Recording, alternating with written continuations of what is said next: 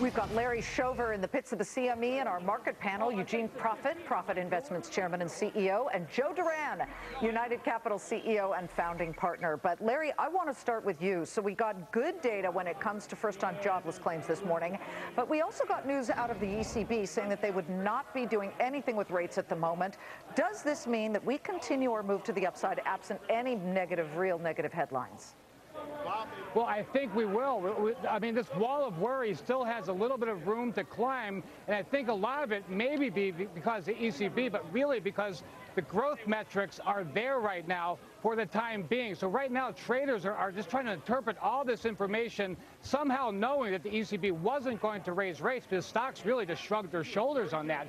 I mean, obviously, the euro didn't shrug its shoulders, but equities did. Yeah. I think right now, it's the big mix of interpretation right now. That's why we're grinding higher. Larry, let me bring the American economy into this. Americans have less cash in their pockets to spend right now, partly as a result of taxes going up. If they spend less, won't that eventually hit the stock markets?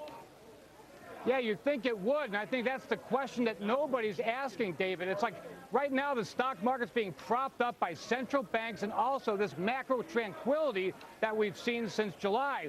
That baton needs to be passed somewhere else, and that's growth metrics. And to your point, products have to find demand somewhere, and that's something that you can't ration. And we need to find that, whether it be U.S., emerging markets. And so that's the stumbling point. That's the big million-dollar question. Larry, do you think we'll break the S&P record soon? We had a couple of traders on in the 3 p.m. Eastern show that said it's just a matter of a day or two, couple of days. Yeah, you know, it's so easy for everybody to say we're going to sell off. Counterproductive, I guess, to what you just said. I do think we're going to stand aside a little bit and just pause right now because people are so nervous and just so confused with what's going on. The growth metric, perhaps, in a macro scale, isn't there to support much higher.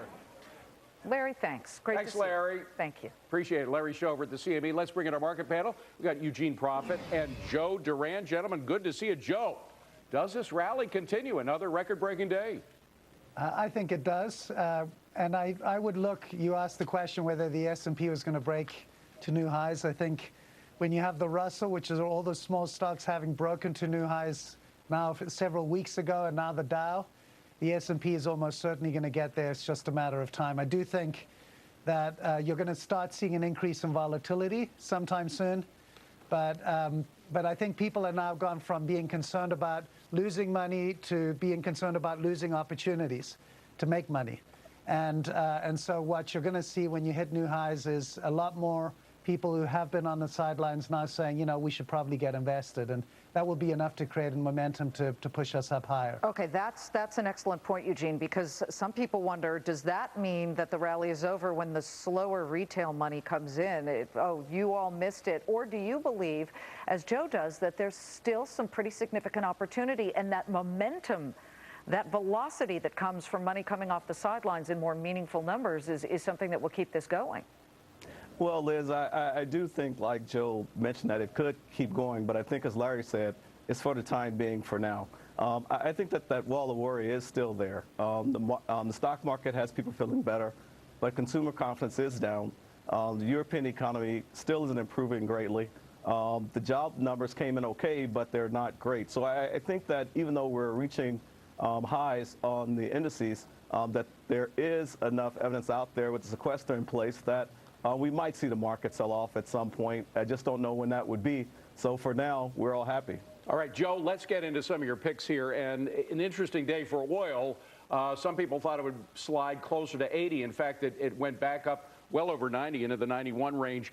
You have a pick, Goldman Sachs Energy Fund pick. Why are you into energy right now? Well, I think we are very big believers in the emerging market growth story. And so we think there are two things driving the economy right now. One is that people's homes prices are going up in value, and people spend more money when their net balance sheets go up, and that is going to create a lot of fuel for economic growth here in the U.S. and around the world. And the emerging markets are growing already, and so if the American consumer spends more money, they are prime beneficiaries since they create a lot of the products we buy.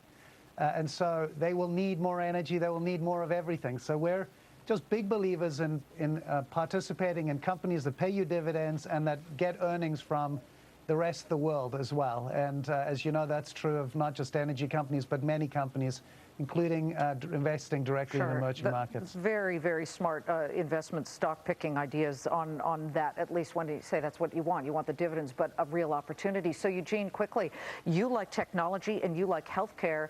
We're going to be talking Medicare later because, of course, the Affordable Health Care Act bringing a lot of people onto the rolls. What are the two names in healthcare you like? I like Medtronic, which is a device maker. It's a margin story as well as cost cutting. I also like HCA. I think your healthcare companies, your hospitals are going to be major beneficiaries of the Affordable Care Act. And the good news about this is that because no one has really known the impact, there's a lot of dislocation around analysis in this area. So this is a great place for a fundamental investor to go shopping. Eugene Profit, Joe Duran, gentlemen, great suggestions. Thank you very much. Appreciate it. Thanks, guys.